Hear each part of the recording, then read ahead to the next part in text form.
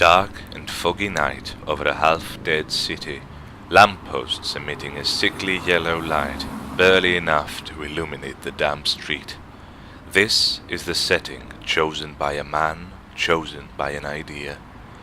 Beneath the sound of cars going by, some fast, eager to leave this place behind, and some slow, sleepy at this hour. Beneath the droning electric bars of the lampposts and the baying of a dog.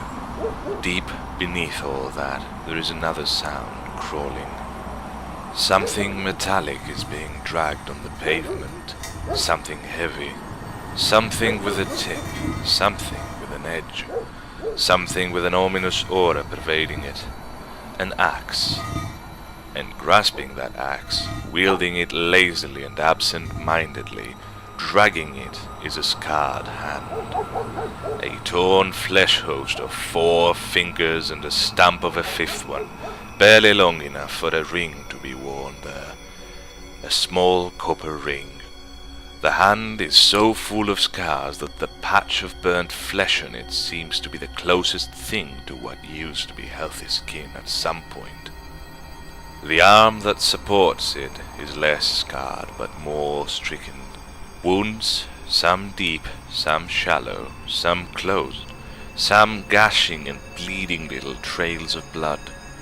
At shoulder's length, a torn cloth rests, one that could have been the result of burning a shirt and then trying to put it out before it was fully consumed by fire.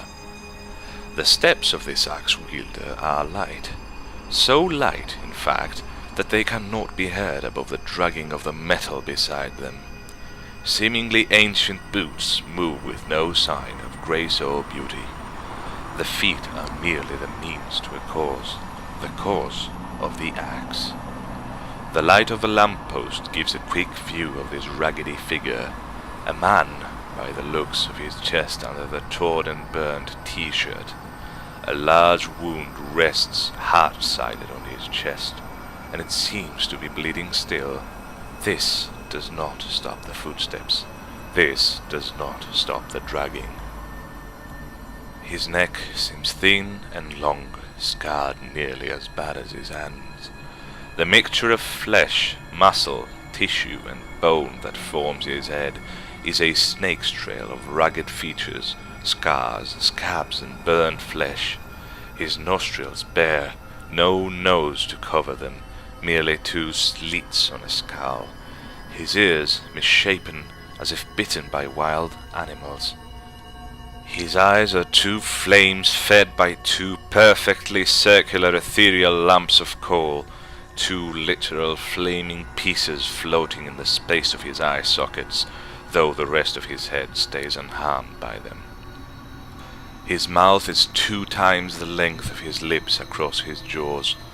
Be it wounds, scars, or cuts on his blackened cheeks' flesh, there is only one thing certain about his maw, and that is his ubiquitous, bloodlust-driven mad green of pointed, long, canine-like teeth. And his steps go on. The dragging of his axe goes on, and in his head, in this wraith's skull, a single thought, a phrase. In the dark I lie, by my hands they die. And this night, like every night, his words are true. This night, like all the others, the axeman cometh.